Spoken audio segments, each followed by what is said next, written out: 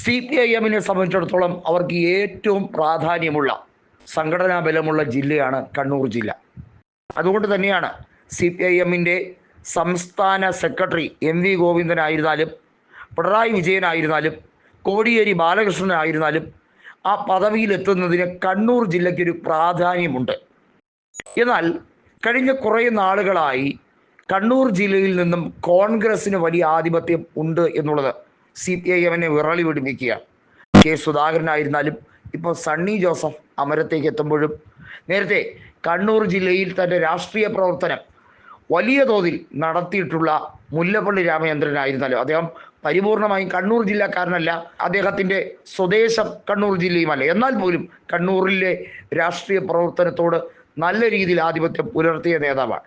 ഇത്തരത്തിൽ കണ്ണൂർ ജില്ലയിൽ നിന്നും കോൺഗ്രസിനും നേതാക്കൾ വലിയ തോതിൽ കേരള രാഷ്ട്രീയത്തിൽ സജീവമായി അമരത്തേക്ക് എത്തുന്നത് CPIM-ന് എന്തുകൊണ്ട് ഗുണകരമല്ല എന്നാണ് അവരുടെ പാർട്ടി റിപ്പോർട്ടുകൾ പറയുന്നത്. അവരുടെ റിപ്പോർട്ടിൽ പറയുന്നൊരു കാര്യമുണ്ട്. അവരുടെ കുത്തക മണ്ഡലങ്ങൾ, പ്രത്യേകിച്ചും കല്യാശ്ശേരി, പയ്യന്നൂർ, തളിപ്പറമ്പ്, മട്ടന്നൂർ, ധർമ്മടം, ഇതാണ് അവരുടെ പാർട്ടി ഗ്രാമങ്ങൾ അല്ലെങ്കിൽ പാർട്ടി കോട്ടകൾ എന്ന് പറയുന്നത്. നമുക്കറിയാം കണ്ണൂരിലെ മുൻ ജില്ലാ പഞ്ചായത്ത് പ്രസിഡന്റായ PP ദിവ്യൊക്കെ എന്തുമാത്രം അഹങ്കാരം പെരുത്താണ് നവീൻ ബാബുവിനെതിരെ ധാർഷ്ട്യത്തോടെ സംസാരിച്ചതും. നിന്നെ ഞാൻ കാണിച്ചു തരാം എന്നുള്ള രീതിയിലായിരുന്നു നവീൻ ബാബുവിനെതിരെ അദ്ദേഹത്തെ വ്യക്തിഹത്യ ചെയ്യുന്ന രീതിയിൽ സമീപനം എടുത്തത്. അതൊക്കെ കണ്ണൂർ ജില്ലയിൽ CPIM കാണിക്കുന്ന തെമ്മാടിത്തരവും അഹങ്കാരവുമാണ് എന്നുള്ളത് സാധാരണക്കാർ വിലയിരുത്തുന്നു. CPIക്ക് പോലും കണ്ണൂർ ജില്ലയിലെ CPIM പ്രവർത്തനത്തോട് ഒരു രീതിയിലും അംഗീകരിച്ചു പോകാൻ കഴിയുന്നില്ല. അതുകൊണ്ടാണ് അവർ പറയുന്ന തദ്ദേശ സ്വയംഭരണ തെരഞ്ഞെടുപ്പിൽ കണ്ണൂർ ജില്ലയിലെ CPIM-മായി സഹകരിക്കാൻ ഞങ്ങൾക്ക് ബുദ്ധിമുട്ടുണ്ട് എന്നുള്ളത്. എന്നാൽ അവർക്ക് തിരിച്ചടി നൽകാൻ CPIM-ന്റെ അക്രമ രാഷ്ട്രീയത്തെ അതേ നാണയത്തിൽ തന്നെ തകിടം മറിക്കാൻ കെ സുധാകരനോളം പോകുന്ന ഒരു നേതാവില്ല.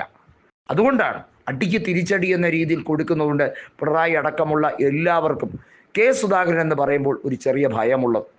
തൻ്റെ മകളെ തട്ടിക്കൊണ്ടുപോകാൻ ഗുണ്ടകളെ അയച്ചവനാണ് കെ സുധാകരൻ എന്നൊക്കെ പറഞ്ഞ് ഏതാനും നാളുകൾക്ക് മുമ്പ് PR വർക്ക് ചെയ്യുന്നവർ എഴുതി കൊടുത്തത് നോക്കി വായിക്കേണ്ട ഗതികേടിലായിരുന്നു പിണറായി വിജയൻ.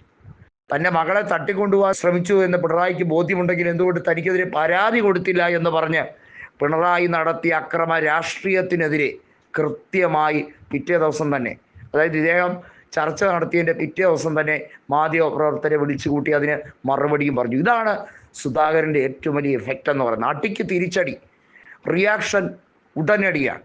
അതിന് വെച്ച് താമസിപ്പിക്കലൊന്നുമില്ല. അതിന് ഹൈക്കമാൻഡിൻ്റെ നിർദ്ദേശവും കാത്തിരിക്കുകയില്ല. സാധാരണ പ്രവർത്തകർക്ക് ഇത്തരമൊരു നേതാവിനെയാണ് ആവശ്യം. അവർ ഹൈക്കമാൻഡിൻ്റെ അംഗീകാരവും കാത്തിരിക്കാതെ വ്യക്തിപരമായി തന്നെ അത് ഏറ്റെടുത്തുകൊണ്ട് അവർക്ക് സംരക്ഷണ കവചം ഒരുക്കാൻ സുധാകരനോളം പോകുന്ന ഒരു നേതാവ് കേരളത്തിൽ ഇന്നേ വരെ ഉണ്ടായിട്ടില്ല എന്ന് വേണമെങ്കിൽ പറയാം. അതുകൊണ്ടാണ് അദ്ദേഹം സണ്ണി ജോസഫിൻ്റെ പേര് നിർദ്ദേശിക്കുമ്പോൾ ഹൈക്കമാൻഡിന് മറ്റൊരക്ഷരം ഉരിയാടാൻ സാധിക്കാത്ത KC വേണുഗോപാലിനായിരുന്നാലും ശരി, ആർക്കും തന്നെ സുധാകരനെ മറികടക്കാൻ കേരളത്തിൽ ഇന്ന് കഴിയില്ല എന്നുള്ളതാണ് സത്യം. ലോക്സഭാ തെരഞ്ഞെടുപ്പിൽ 18 സീറ്റുകൾ നേടിയതിൽ കെ സുധാകരൻ സ്വന്തം സീറ്റ് പോലും നിലനിർത്തി എന്നുള്ളതാണ്. കെ മുരളീധരൻ ഒരു കൃത്യമായ ഒരു കാര്യം പറഞ്ഞു. KPCCയുടെ അധ്യക്ഷ സ്ഥാനത്തിരിക്കുമ്പോൾ സണ്ണി ജോസഫ് സ്വന്തം മണ്ഡലം നിലനിർത്താൻ കൂടി ശ്രമിക്കണം. പരമേശ്വര കർണാടകയിൽ അധികാരം കിട്ടിയ സമയത്ത്, കോൺഗ്രസിന് 2013 അധികാരം കിട്ടിയ സമയത്ത് അദ്ദേഹം KPCC അധ്യക്ഷനായിരുന്നു. അദ്ദേഹം പരാജയപ്പെട്ടു. സ്വന്തം മണ്ഡലം നോക്കാൻ കഴിയാത്തത് കൊണ്ടാണ്.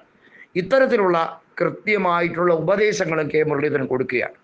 സ്വന്തം മണ്ഡലത്തിൽ ഉള്ള ഹൈപ്പും ഒപ്പം കേരളത്തിൽ മൊത്തത്തിൽ പ്രവർത്തകർക്കിടയിലുള്ള ഹൈപ്പും കെ സുധാകരനോളം ഇന്നൊരു നേതാവിനില്ല എന്നുള്ളത് വരച്ചു വയ്ക്കപ്പെടുകയാണ്.